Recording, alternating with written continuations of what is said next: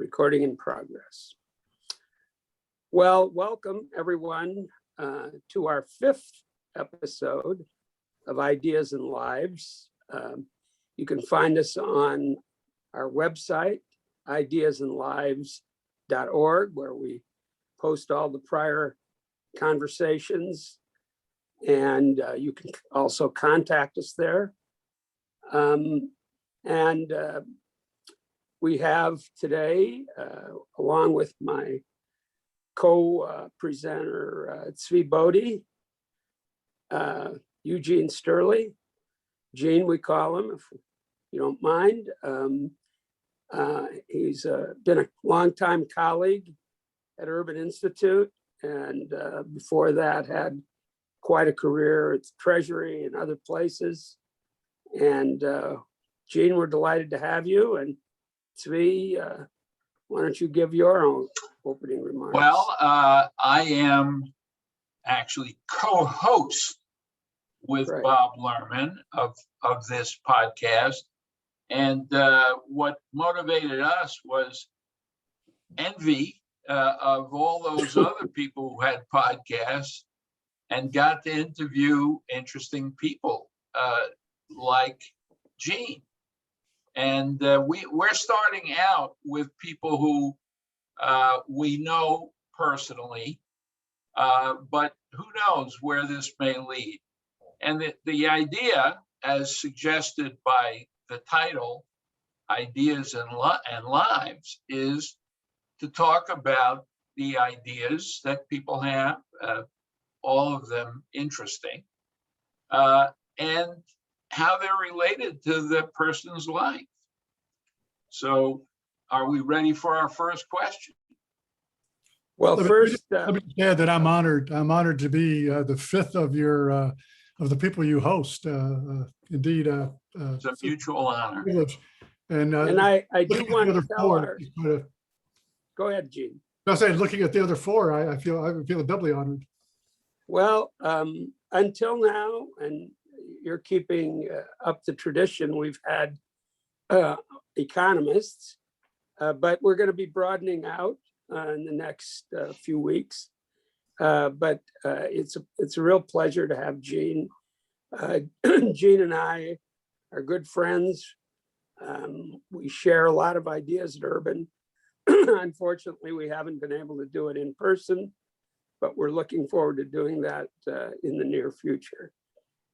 And so let's get started. Bob, I want to make it clear that although professionally the people we've interviewed are economists, they have other interests, and in some cases even greater interests, like Debbie Lucas, who is an animal rights advocate.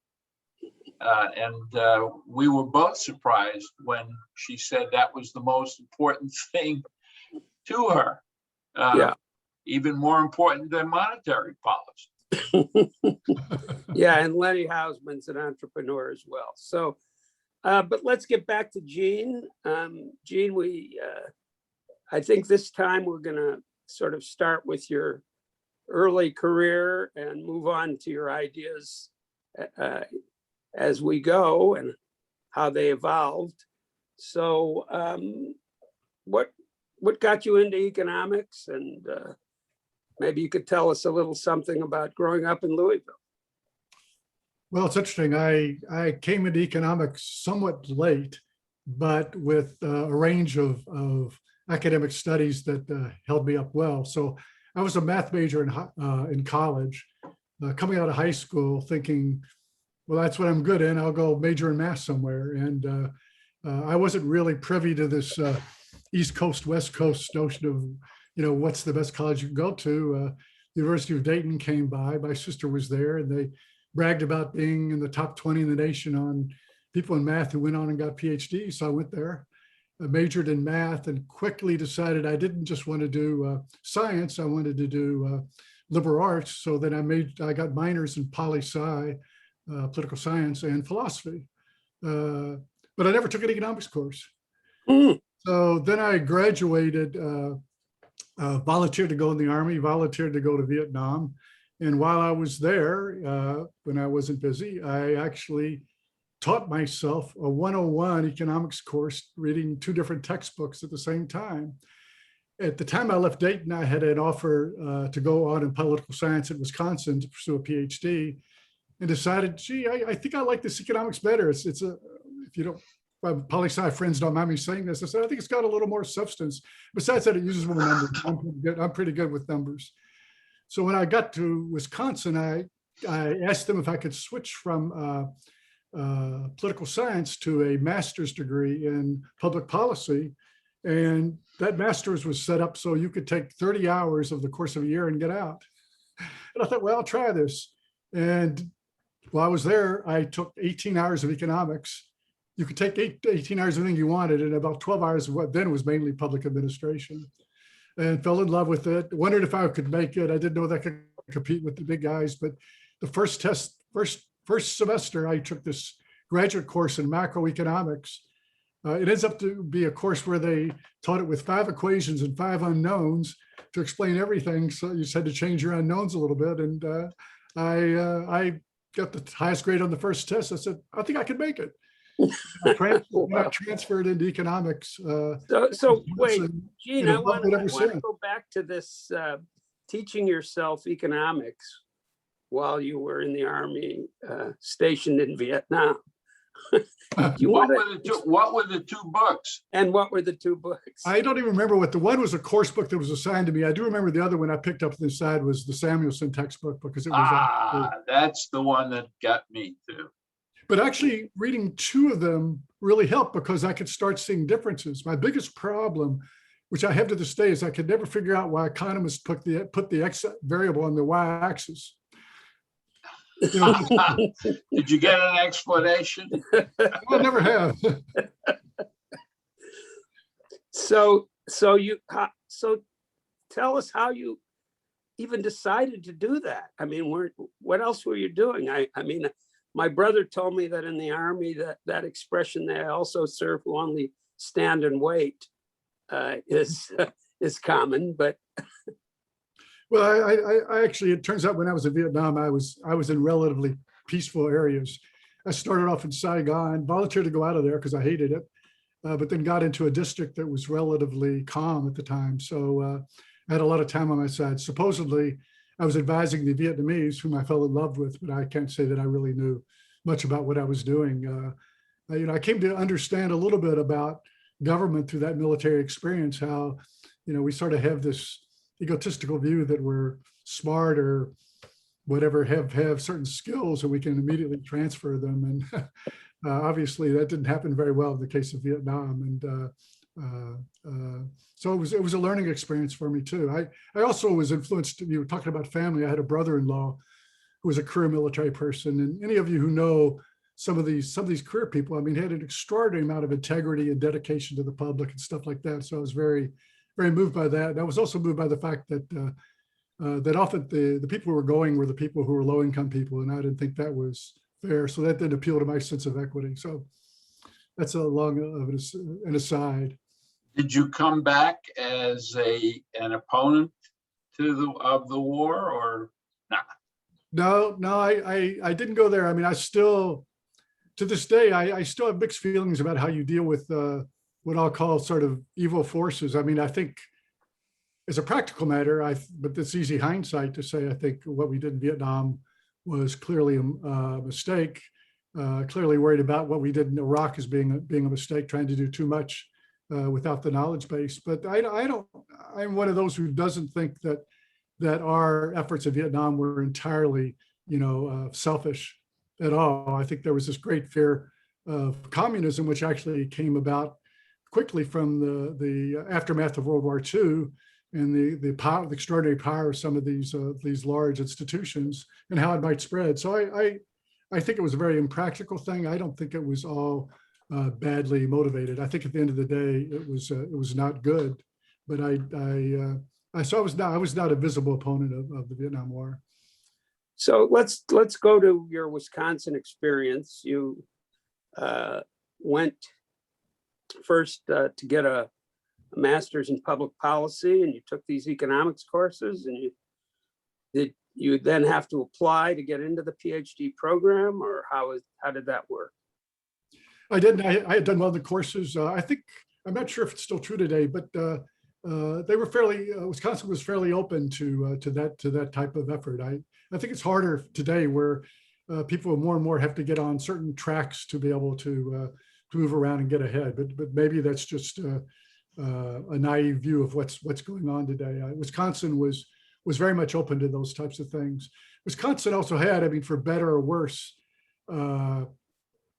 a different view of graduate school than often I discovered in a place like Harvard or MIT. At Harvard and MIT, I looked at the statistics, and the majority of people who went in to get a PhD at those places often came out with one. At Wisconsin, only a minority came out. There was a notion that there was a little bit more filtering going on. I don't know whether that's always for better. In fact, I think in many cases it's for the worse. I sort of like the professional school's attitude that if you get in medical school or law school and you're willing to stick with it, you can get out. So who influenced you there? Who were some of the key people that exerted an influence? So my thesis advisor was Bob Lampman. Bob Lampman was one of the original people to work on poverty issues back in the early 60s. He's the first one to try to measure the wealth distribution in the United States through something called an estate multiplier method, where he looked at values in estates and multiplied them by the inverse of the mortality rate to try to get an idea of what wealth was held by the population. And Bob was also a guy with great integrity and a sense of what was really liked. I learned that economics could involve a lot of data development. Martin David was also a key advisor. He helped me a lot to think about how to use different data sets and combine them, and think about merging tax and transfer data and so on. So he was also key. And then Gene Smolinski taught me that economics could be fun. He was both funny and economics be a lot of fun. And then, so well, what was your PhD thesis on? My PhD thesis was on the rates of return on portfolios, the variance across socioeconomic classes. And so I had a theory which basically laid out that things like transactions costs could explain why higher income people, or at least people who have more wealth, actually there were several variables like that, started to get a higher rate of return. And a lot of it just had to do with the fact that they're more likely to hold on to assets for longer periods of time.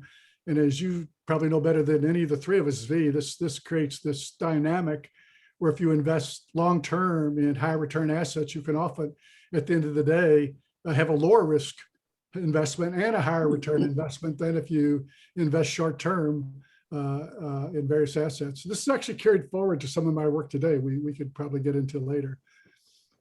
And I was interested in the distribution of how this affected rates of return on portfolios, something that I still think is missing when you look at studies, even today, of income and wealth distributions, is people aren't looking at what rates of return people can get can affect these results. So after Wisconsin, then where did you go then? Well, I should just mention real quickly, because you asked about my background in Louisville, is I went to a tremendous high school, often rated the best one in Kentucky, St. Xavier High School. And they also taught me a lot about caring for people and purposes in life, not just what good academics might mean. And I grew up in a family with an extraordinary amount of integrity as well, and sense that you wanted to do good with their lives. One interesting little story I might just tell on the side is my grandparents on my mother's side, I knew my mother's side best, involved a Jewish grandfather and a Southern Baptist grandmother who moved to Carbon, Kentucky to own basically a general store after World War I, selling World War I surplus goods. The story is that at one point, the Ku Klux Klan actually came and burned a cross on their lawn. Now, I don't know how much of this is family lore or not, because the other part of this story is my grandmother, who was quite feisty, went out there, and I can imagine her swinging a broom and, saying, "Bob, get the heck off our lawn. We loaned you money to buy those shoes. Get out here." And so it was an interesting environment. They also had a belief in education. None of my parents or grandparents had graduated from college, but although a number had gone to college briefly, but had a strong belief in education, and so that really helped along the way as well. And Steuerle is, your last name is what? Is that German? Yeah, it's Steuerle in German, and it's a German name. I wasn't fully aware of all this German background. Interesting enough, with this background of people from multiple religions and backgrounds, it also gave me sort of an approach. Like, even in economics, I've never been happy with isms like Catholicism or Protestantism or whatever. I've come to believe that, like, when you think about matters even of religion, there's sort of two types of people that are attracted to spirituality and religion. One are people who like it because it makes them feel better than other people. I've got the communion, so I'm more likely to go to heaven, or I've got the Bible, or holier than thou. Or this land is more mine than yours. But the other type are the people who feel that they, one way or the other, could be nature, could be God, whatever, they've been blessed, and they have an obligation to give back. Well, Louisville My background has influenced, I think, me throughout all my career. So Louis Brandeis was from Louisville, and that comes one of our great. So is Ben justice. Friedman. Did you know Ben? I know him a little bit. Met Brandon a few times, but not much. All right. So, Zvi, you want to move Oh, forward? yeah. Well, my question is always, I wrote my question down. Yeah. What do you view as your most important achievement in your career? And maybe as you answer that, you could talk about the evolution of your research interests over time and how that intersected with public policy in a variety of areas.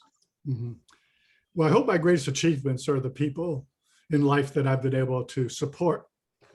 I think at the end of the day, excuse me. Yeah, I've got something to drink too.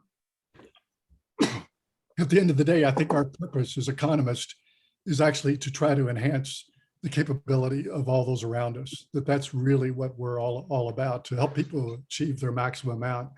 And I view that as the most important thing in my personal life as well as my professional life. But I think you're asking me about my professional life. I would say institutionally, I think my greatest achievement was figuring out, taking advantage of my public finance background, how to create the study that led to the Tax Reform Act of '86, which was a very comprehensive effort to look at tax reform across the board.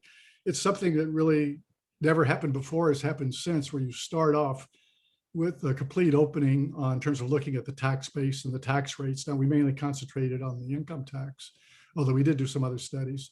But this allowed us to sort of operate in, I'm going to call it a Musgravian fashion, where you solve your allocation issues first before you deal with your distributional issues. So the fact that something's progressive doesn't mean it's necessarily good, because at the end of the day, we operated under constraint. We were going to hold progressivity about the same. So if you got rid of some progressive provision because it was inefficient, say you're throwing money off the roof in some poor area of the city, and you decide that's not a very good way to do it, you can do it because you're going to make up for it somewhere else in the system or through the distributional tables.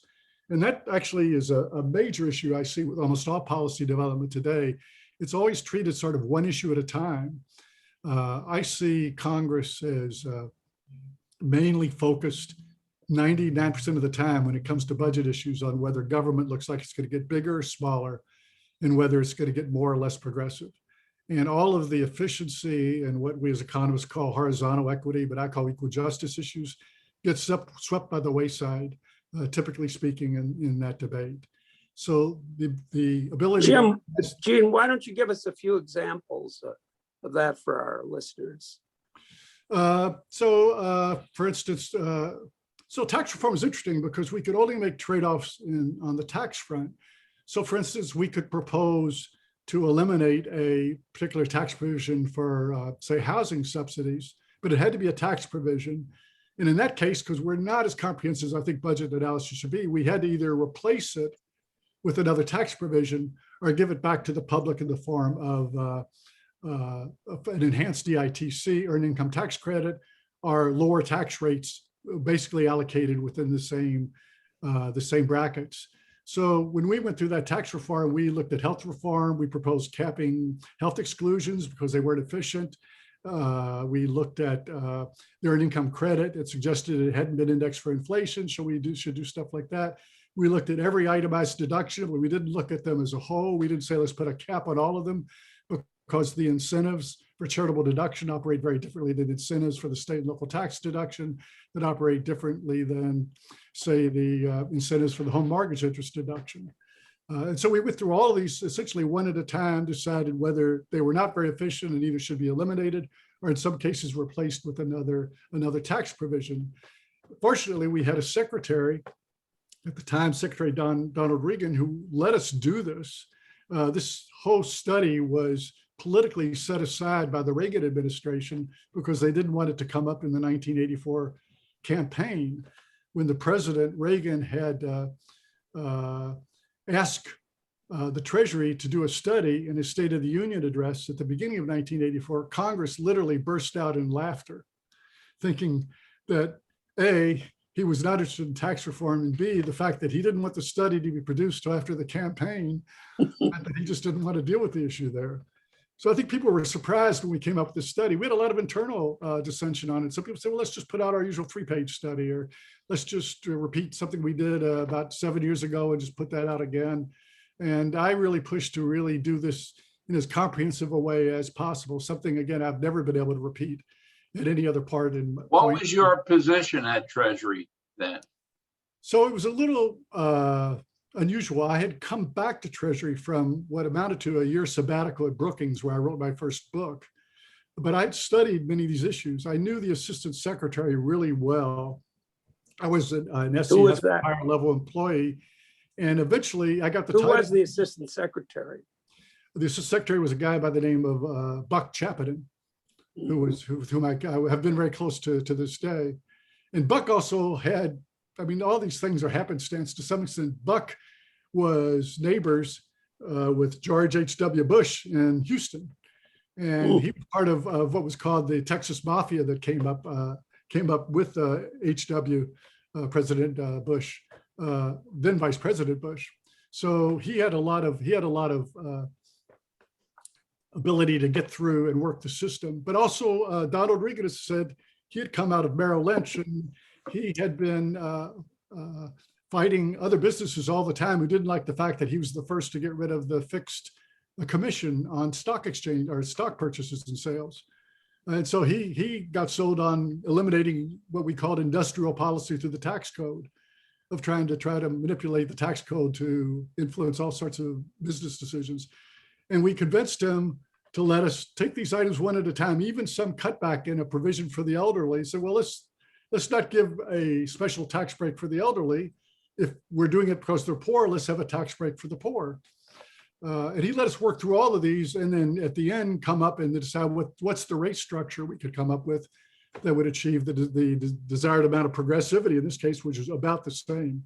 It actually ended up to be slightly progressive, but. Now, did you have the rule at that time that if you're going to increase spending in one area, you had to decrease it in another area? You know, that constraint that the Treasury was under? I don't know if they still are. Well, again, this gets to the nuance of spending versus tax spending. Right. It ends up that Republicans and Democrats will oppose tax spending if you give the money, for the Democratic side, if you give at least a fair amount of the money to people who have lower income, some of which we did in that tax reform as well. We eliminated taxing the poor, which also ended up through various child provisions, helping families with children more than others. But you can only get rid of tax spending in a tax reform is if you replace it with some other form of tax spending, or you literally lower rates. because we could not deal with direct spending. In fact, I remember somebody coming to me and writing a long explanation of why this particular item was a bad tax expenditure. And I said, we can't write that because we can't propose to just eliminate a tax expenditure because it should be a direct spending item, because we don't have the ability to make an exchange. So for instance, we couldn't exchange a low-income housing tax credit for a voucher, even if we thought a housing voucher was a superior way of subsidizing housing. Well, and I think the congressional committee structure.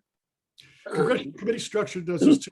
You know, if you think back to history, so my sense is, and even public finance textbooks, if you think about it, they often divide the tax side from the spending side.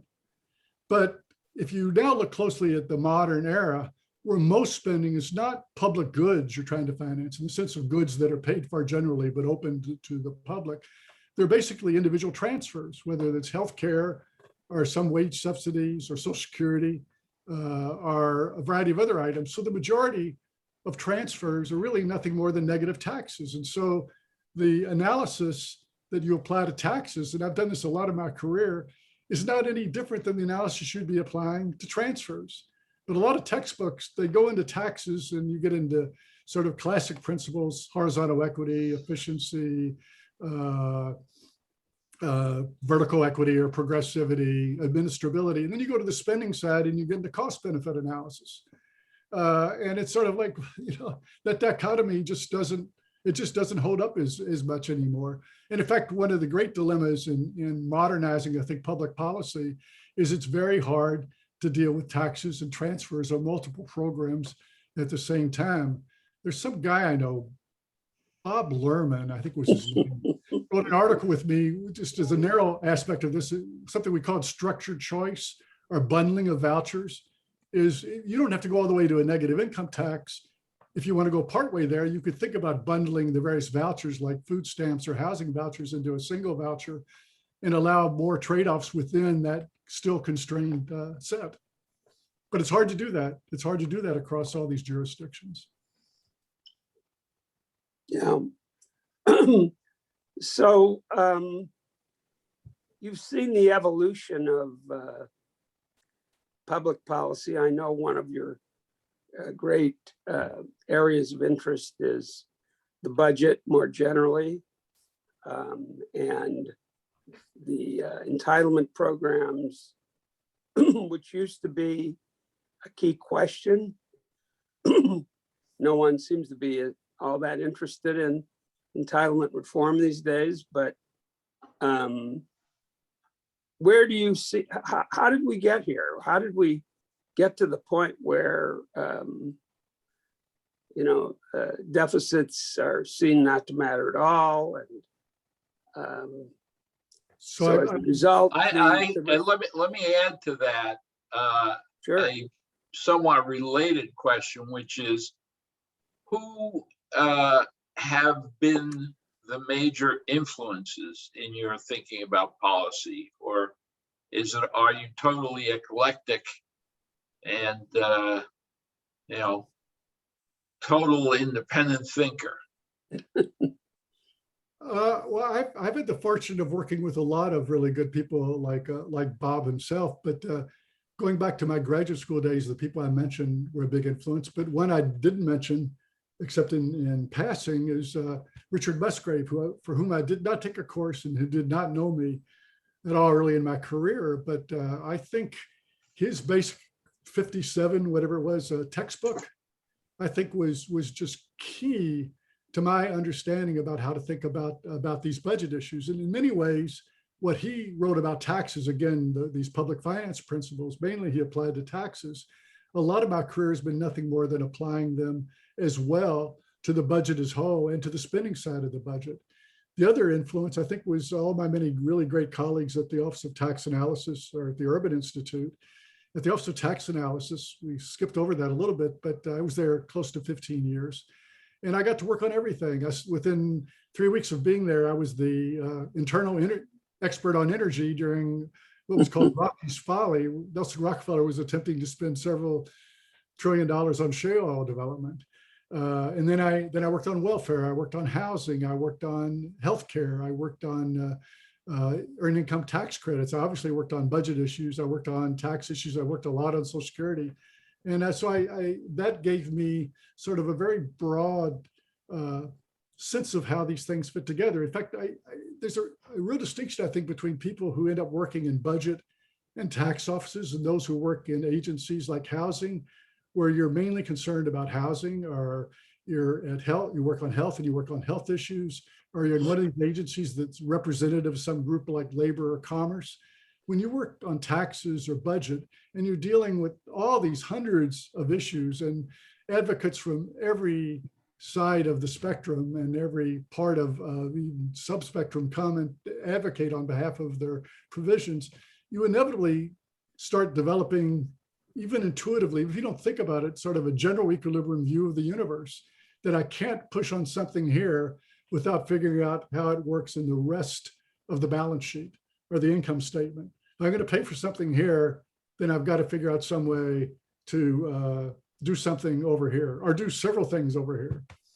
And so I think my many colleagues all along the way have really helped me a lot. I mentioned Buck Chapman, I mentioned Bob. I should mention people. It's hard to stop Rudy Penner, Lynn Berman, Don Reagan. Well, I think the other thing on my experience was that a lot of times people who have been academics but have not had much experience in government really miss a lot of nuances of the way programs actually work.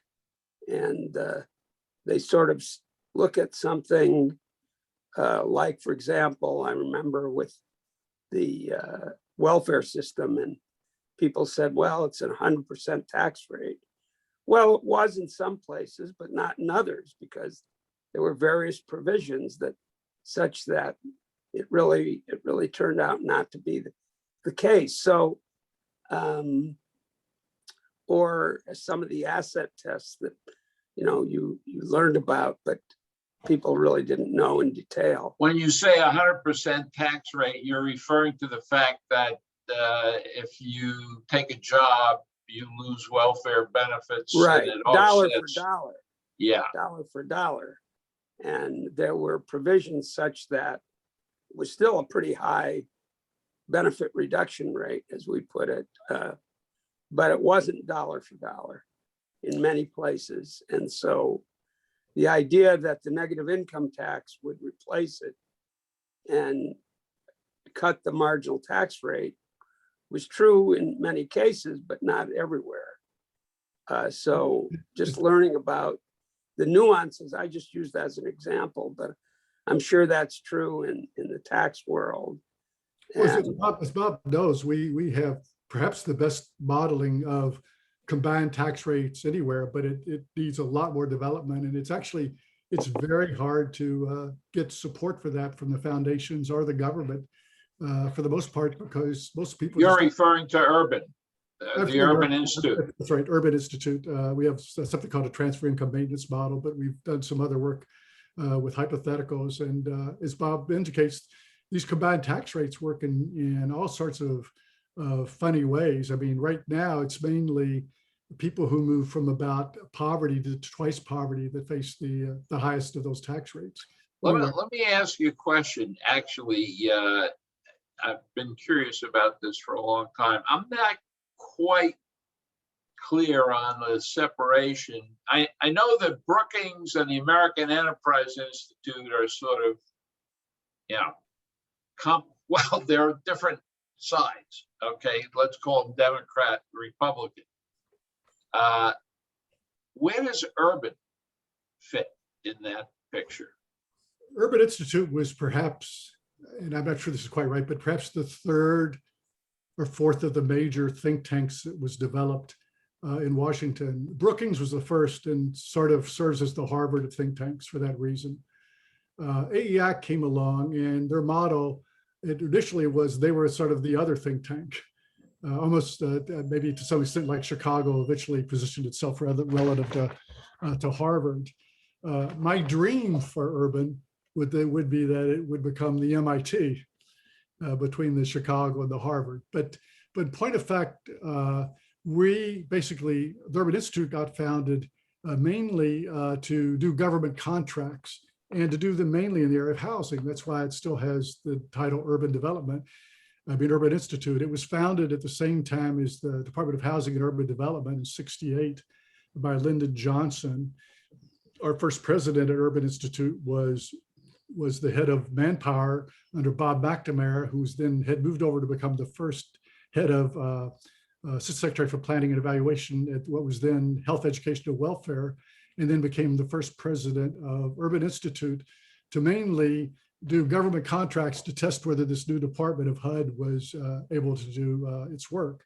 So we were heavily dependent on government contracts. Like any institution that's thrived or survived, it quickly started diversifying.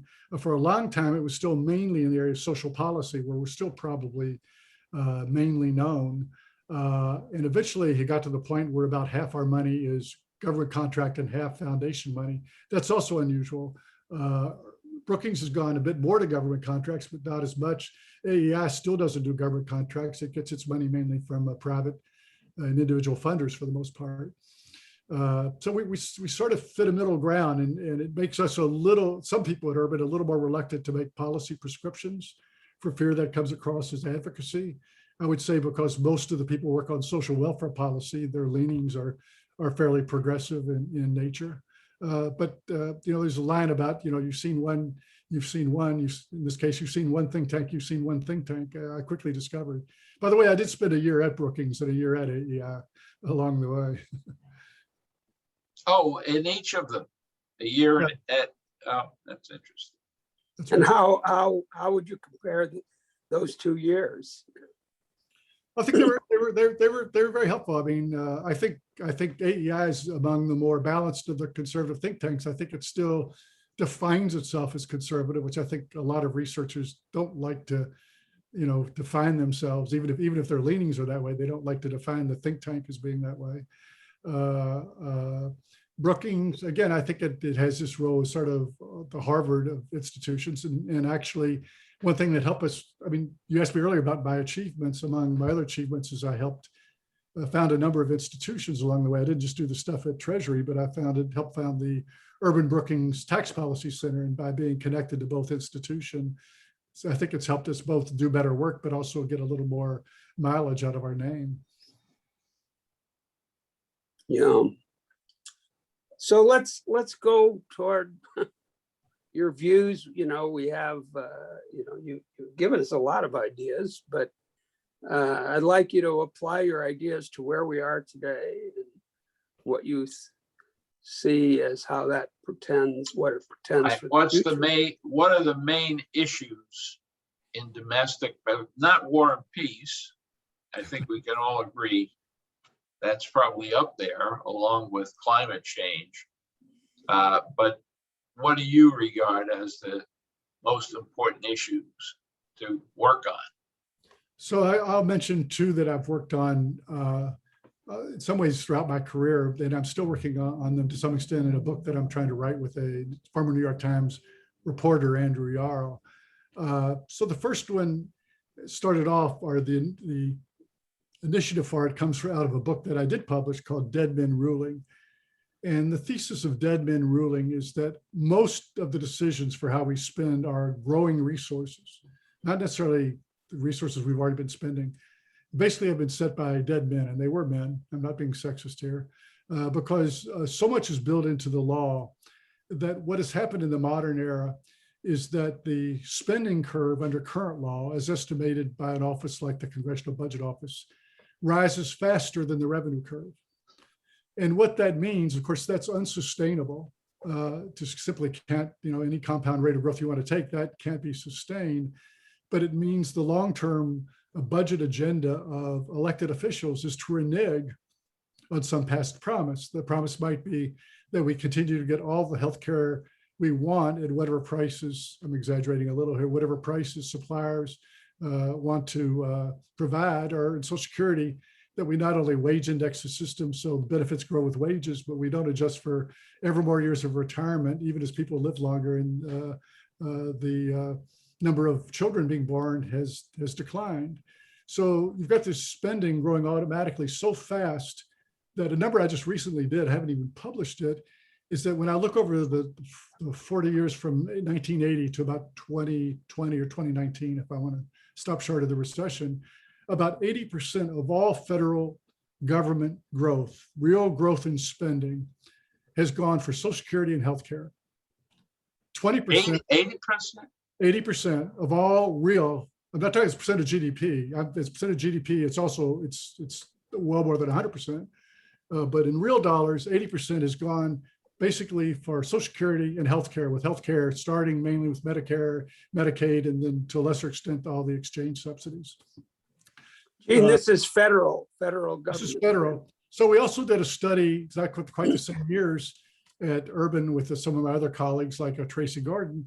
We looked at state and local spending to the extent we could look at it. And in state and local spending, from 2000 to 2016, half of all spending growth went for Medicaid. Now I'm counting the federal portion here, but it just shows how dominant retirement and healthcare have been.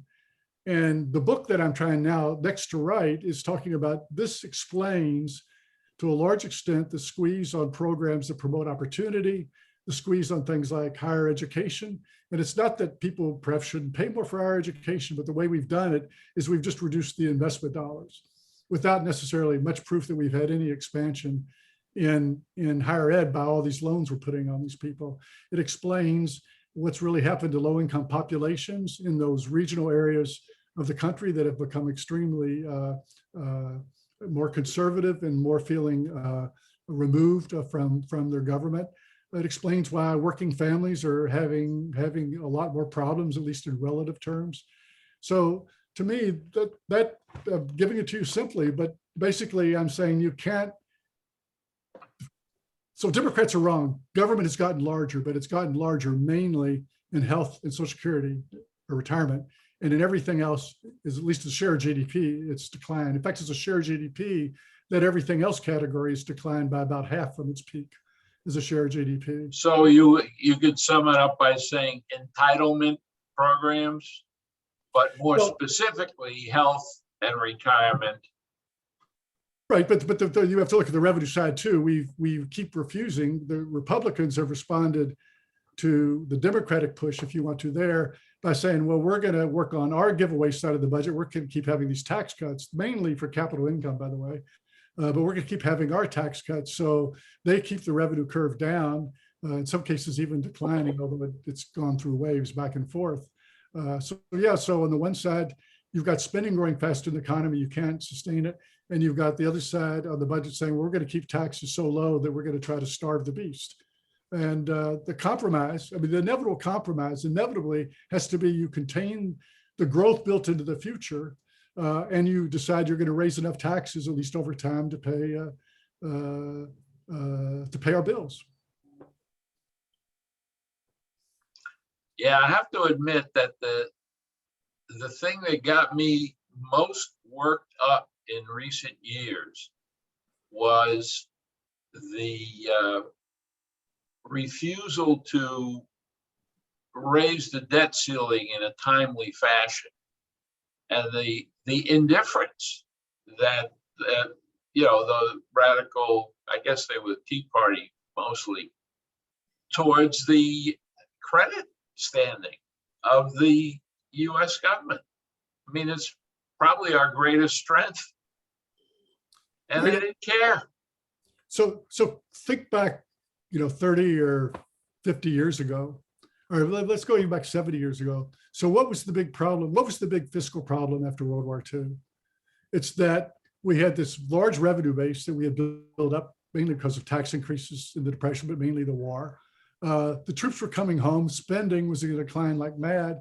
And the big issue was, what can we do with the fact that these revenues are rising much faster than our spending? And how can we avoid the depression that's going to happen? So we've totally reversed that debate over how do we give away more money in the form of tax cuts and spending increases, which is what politicians want to do.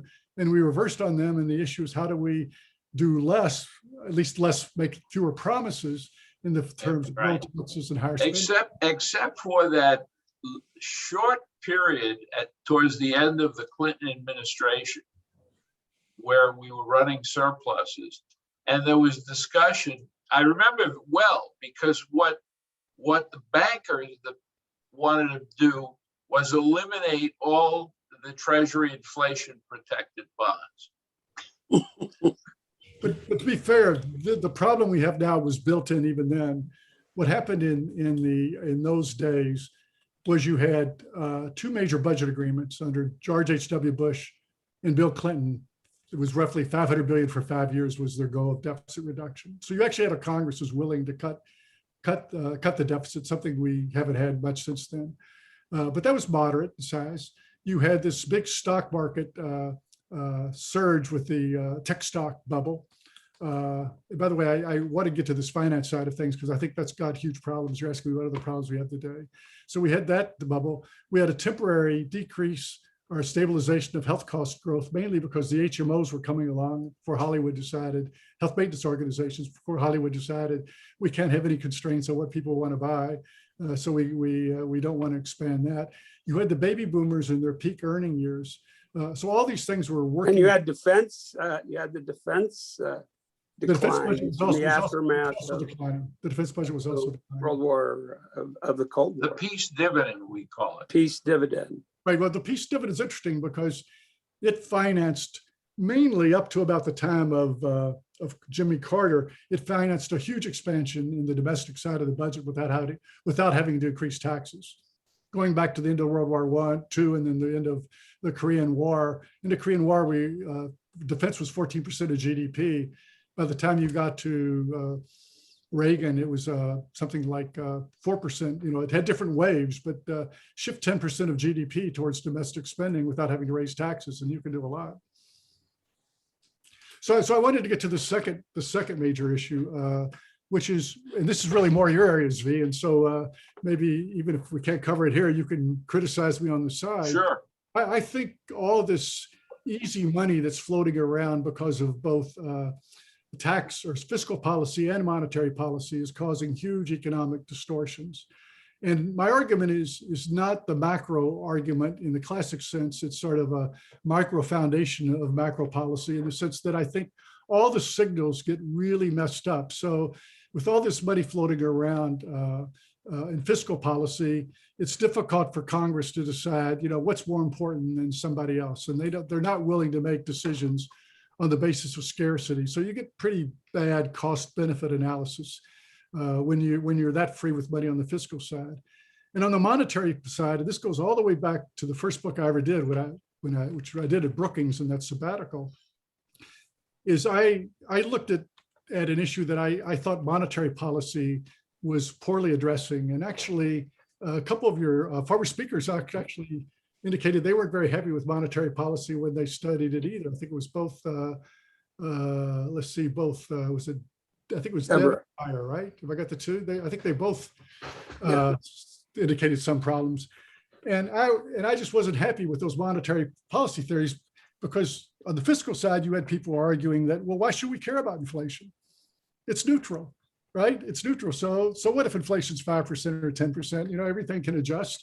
And in fact, maybe it makes it easier to hold down wage increases. You have surprise inflation and wage earners earn less and there's more flexibility. When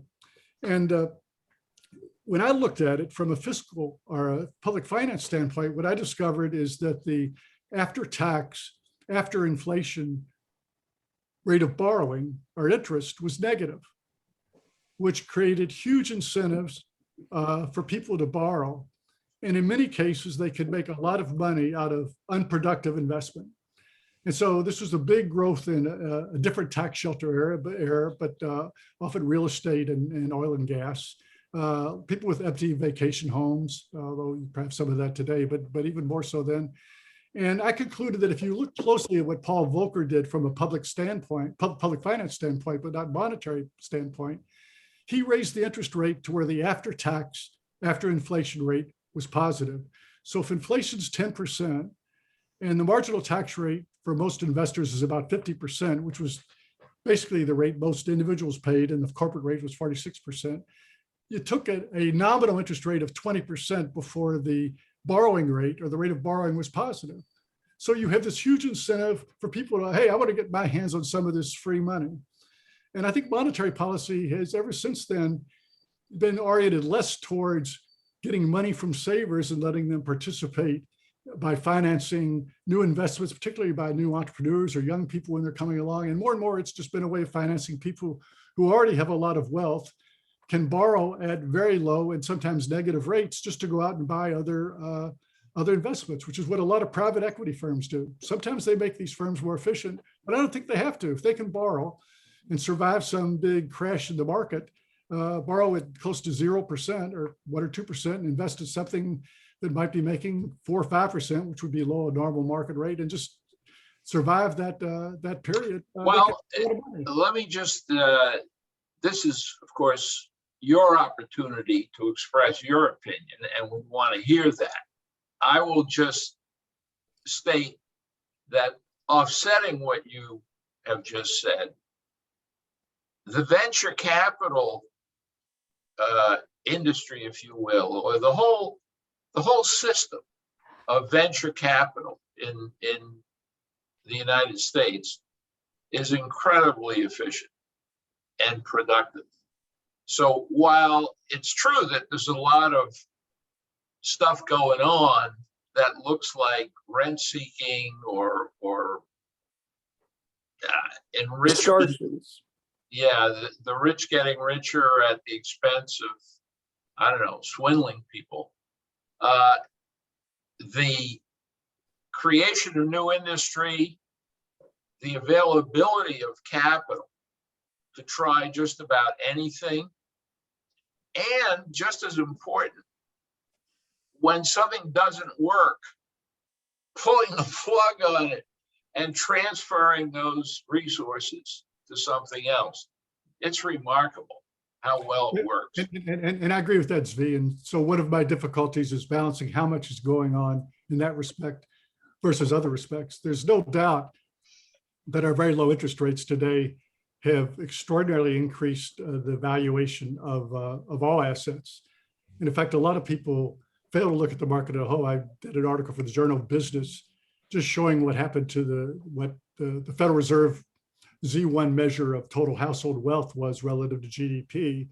And after 1990, it's never fallen below the peak before 1990 and has continued to grow since then. And the Fed constantly comes in, as in 99 or 2008 and 9 or more recently, and prevents any sort of big level of losses for owners of wealth. And it's led that measure, that valuation of wealth, to be very high. And among the implications is not just simply that's added to wealth inequality, because the gains are the people who own real wealth, and that's typically not low or often even middle income people who buy bonds, although bonds have done okay.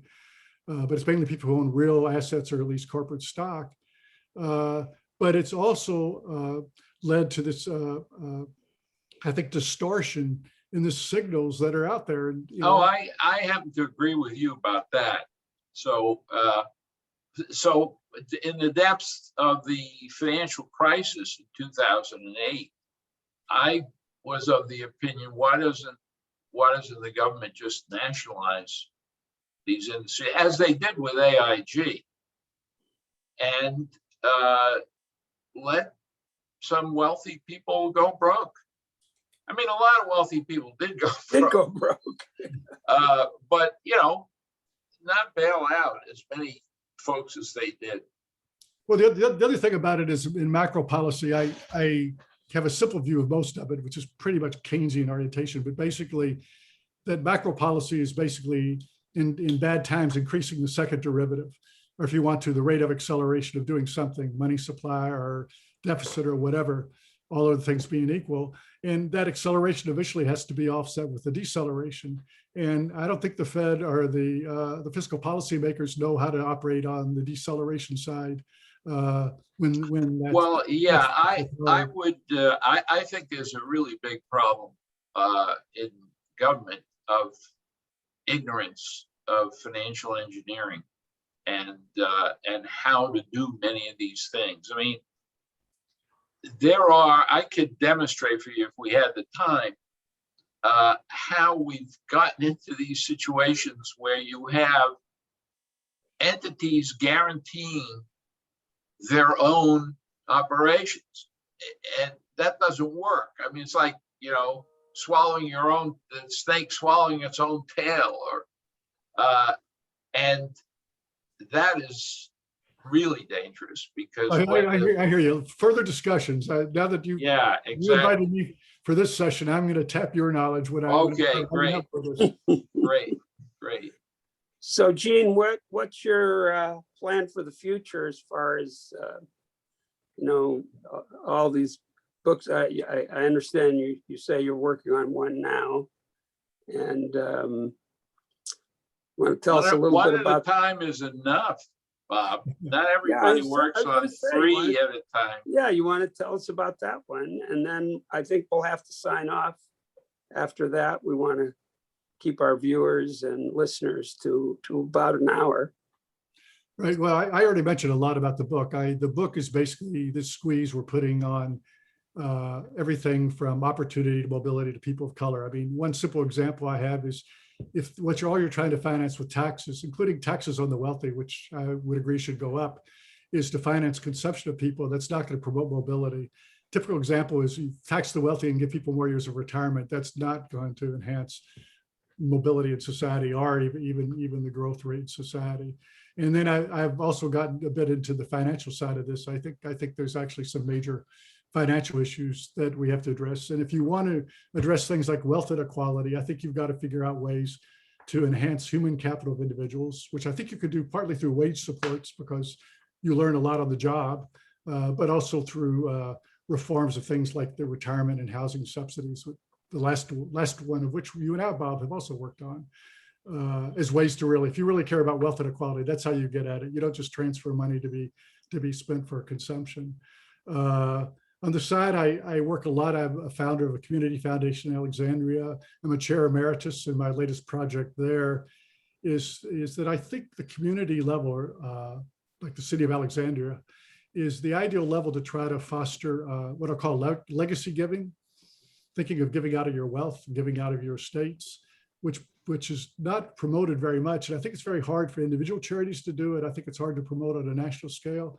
I think communities have an ability to tap each other and work together as charities that could lead to legacy giving. So that's one of my little side projects. And of course, one of the main things I want to do, of course, is to continue supporting my family. And some of you know, my first wife died and remarried, so I have a number of grandchildren and step-grandchildren, and I really want to help them survive and thrive in this world. And besides that, I really enjoy being with them. Well, that's a really great place to end on. Certainly is. Zvi and I feel the same way. Yeah, we are family-oriented men. Of course, he's one of 100 siblings. So. Well, me, yeah. But anyway, thanks so much, Gene. It's been a real pleasure. You've raised more questions than we've all been able to answer, and we've had some very good interaction between you and Zvi. And we'll have great you back. Ideas and a great life, Gene. We'll have you back for another one. And yes, you're an example of great ideas and a great life. So thanks for joining us. It's an honor both to be with you and to be in that class of people you've already asked to be on your podcast. Thank you again. Thank you.